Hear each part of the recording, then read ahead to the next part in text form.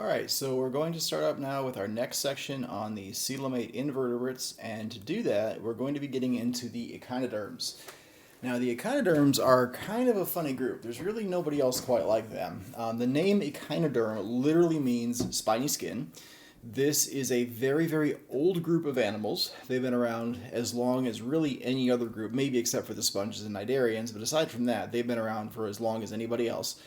They are only in the marine environment. There are no freshwater or terrestrial echinoderms, which is a bit different than what we've seen. It's an entire phylum now that's relegated completely to the marine ecosystem. These are deuterostomes, which means they are, in terms of the protostome-deuterostome division, our closest relatives of all the groups we've seen so far. Remember, the echinoderms and chordates are the only two groups of deuterostomes that we're going to look at. Everybody else that we've seen has either been a protostome or protostome deuterostome doesn't apply, like if we're talking about cnidarians or sponges. So these are deuterostomes, and they have an endoskeleton. That would be the spiny skin part of their name. As adults, they have what's described as being pentaradial symmetry, meaning that they don't have an infinite number of lines of symmetry, but they do have 5 lines of symmetry, hence the prefix penta. As the juvenile form or the larval form, though, they do have bilateral symmetry. So in terms of the kinds of organisms we find in the echinoderms, we have a pretty interesting diversity, and they're all sort of bizarre organisms, at least as my opinion of things. So sea stars, starfish, brittle stars, sea urchins, sand dollars, and one of my favorites, the sea cucumber, as well as one other very bizarre group called the sea lilies, as we'll see. So this group has ossicles in the skin. These are what give the name spiny skin. They're basically plates of calcium carbonate embedded within the skin of the animal, which gives them a degree of armor. And so even though it's sort of toward the outer part of the organism, it's still considered an endoskeleton because it's held within the body's tissues. In terms of a phylum, this is a fairly small one. There's only about 6,000 species of echinoderms. So not a very diverse group, especially considering the group that we just finished with the arthropods, but only about 6,000 species. We talked about all of this. They do really, because they're pentaradially symmetrical, they don't really have what you would consider a dorsal side or ventral side. They don't really have like lateral or anterior or posterior. There's no cephalization in any of these things. So it's a little bit or a lot different than a lot of the animals we've seen, but there is a way to talk about their directionality if we talk about their oral surface and their aboral surface. The oral surface is the side of the animal where you find the mouth, and the aboral surface is the side opposite the side where you find the mouth. So aside from that, they really don't have much in the way of directionality, but as we've seen before, because they are bilaterally symmetrical as the juvenile form, that still qualifies them as being bilaterally symmetrical. They're just a little bit different from the other groups that we've seen.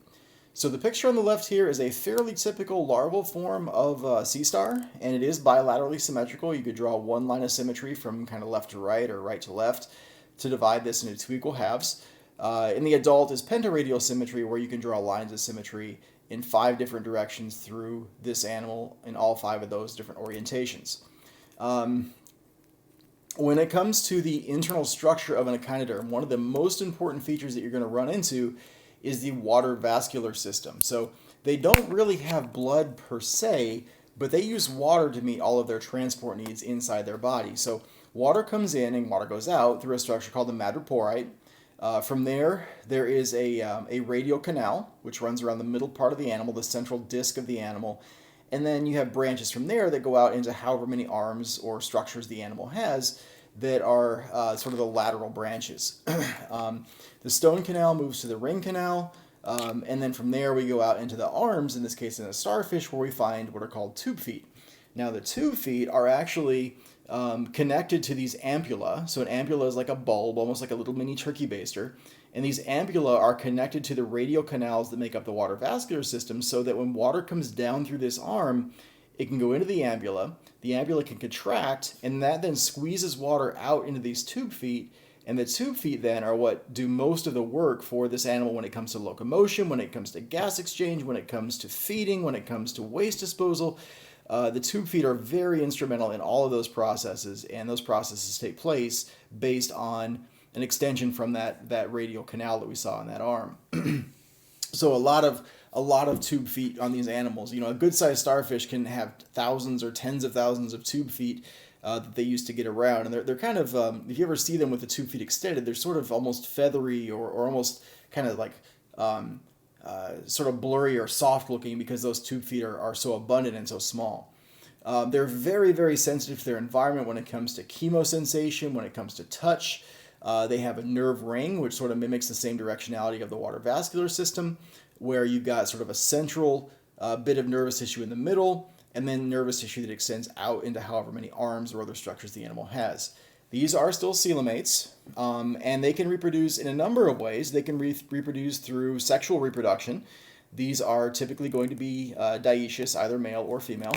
But they can also reproduce very well through fragmentation, which is a form of asexual reproduction, which is essentially where the animal is broken into pieces. The pieces can then, with a little bit of I guess, luck, regenerate into a full-fledged organism. So this is actually kind of a funny story that goes back into probably the 1800s and before of sort of big fishing industry, and maybe the early 1900s as well.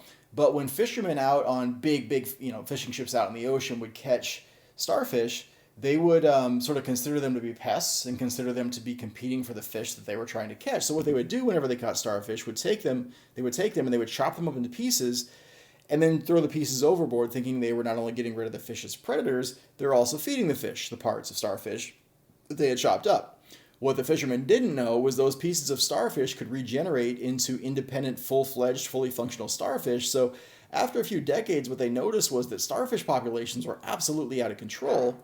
And the reason for that was humans cutting up these starfish into pieces, and the pieces then regenerating into more starfish. So it was really a strategy that backfired when it came to trying to control the populations of a particular pest. And by the way, that happens more often than not. When humans think they have enough information to try to control nature, far more often than not, that backfires because we don't really ever have all the information we need to make an informed decision on how to manipulate an ecosystem.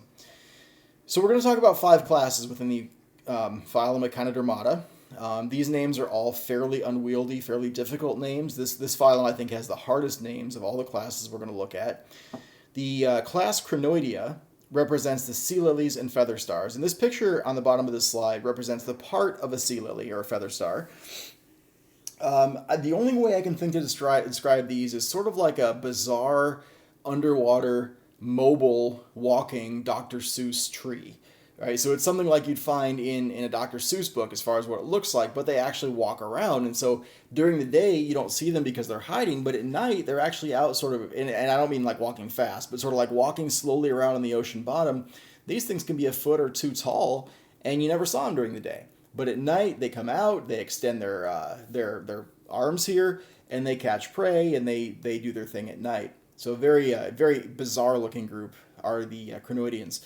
Asteroideans are the sea stars, and so sea stars are actually one of the most important predators in the intertidal zone. So if you're not familiar with what that means, the intertidal zone is the part of the ocean side where the tides come in and go out every day. So for part of the day, this area is exposed to salt water, it's under salt water, and for part of the day, it's exposed to dry air. And that's a really extreme environment to go from submerged under salt water to exposed to dry air a couple times a day.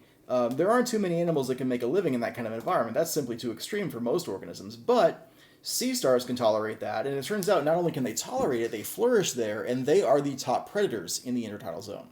So what they do there is they feed on the prey, typically focusing on whichever prey are most abundant, and what that does is to overall increase the diversity of the community because these predators are mediating competition among the prey species. They have a central disc, as I showed you before, that then moves out into the arms. Arms typically are in some multiple of 5, depending on the species you're looking at.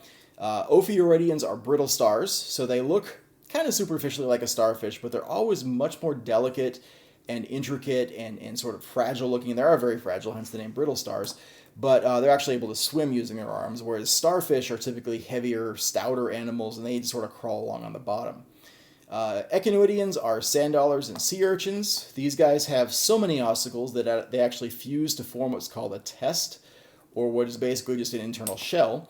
If you've ever found a sea biscuit at the ocean side, so sea biscuit is basically a sea urchin that died, all the spines fell off, all the internal organs rotted away, and what you're left with is a hollow sphere of calcium carbonate, very delicate, very fragile. That's the remains of an echinoidian. These guys also have what's called an Aristotle's lantern, which I'll show you a picture of here in a second. But basically a feeding structure which they can protrude out of their body to feed on whatever plant or algae or producer biomass they can find. Typically, echinoidians are herbivores versus, say, sea stars, which are more predatory. Echinoidians are more on the herbaceous side of the spectrum. Some of these are also poisonous, so not only do they have sharp, pointy spines that they can jab you with, but sometimes those spines are also equipped with a venom, which is only going to add insult to injury when it comes to getting stung by one, or if you step on one. Holothuridians are the sea cucumbers, and really no way to describe them. I mean, they're sort of a cylindrical, tough, leathery, something that looks like something you wouldn't want to pick up, sort of an animal, and I'll show you some pictures of that one as well. So these are all asteroidians. These are all starfish. Cushion sea star. These are pretty common in the Caribbean. This is a crown of thorn starfish, which is a really important invasive species in parts of the Pacific, like Hawaii, where they come in, and I mean, you can tell by looking at this thing, there aren't going to be too many animals that could eat that. There are no natural predators in or around Hawaii that can feed on the crown of thorn starfish, so once it gets in, it's really hard to get rid of these things. They can do a lot of damage to various types of aquatic producer life in those environments where they become established. These are brittle stars. Again, central disc, typically 5 or 10 arms, some multiple of 5. But very delicate, very intricate, very fragile are these animals. And typically when you find them, it's after you've flipped over a rock or an old dead piece of coral or something. Often a conch shell will have a brittle star living inside of it. They can be predatory, they can be detritivores. Not really all that noticeable unless you happen to be looking for them, but they can actually be pretty big, as you can tell from this picture over here. Kind of interestingly, this picture here, this brittle star is hanging onto a piece of coral, and you can actually see the little coral animals poking out of it with their tentacles, attempting to feed on whatever particles might be floating by there as well. These are echinoidians, so we have the sea biscuit that I was describing before. We have a long-spined urchin, which again are very common in the Caribbean, although they didn't used to be. They actually were threatened and actually I think endangered for a little while. But they tend to hide during the day, so if you look in cracks and crevices and little holes in the coral, you'll find long-spined urchins. At night, they come out and they are kind of everywhere, feeding on various producer life. They are very responsive. If you swim over one or get too close to one, they will actually point their spines at you. And this is one of the ones that has that venom associated with it. If you step on one or if you touch one, the spine breaks off in your skin, which is bad enough, but then it also injects a purple dye and a poison, which is very painful as well. This picture over here is a cutaway view of a sea urchin. So the top has been removed, and you can actually see the Aristotle's lantern, which would then protrude down and feed on algae if this thing was actually still intact and alive. This thing here is called a donkey dung sea cucumber, which is just what it sounds like. It looks like a piece of something you wouldn't want to pick up laying on the bottom of the ocean, but they are echinoidians. They're related to starfish. They move along at very, very slow pace, doing their thing, picking up whatever bits of organic matter they can find. And if you happen to pick one up, they are not going to get away. But what they'll do is if you bring them out of the water, they will actually expel the water from their water vascular system in a stream of water, which is always kind of fun to spray in your friend's face. But they're sea cucumbers anyway. All right, so what we'll do next is we're going to stop this section and we're going to pick up our next section on the annelids, and we'll take a look at some polychaetes, some earthworms, and some leeches.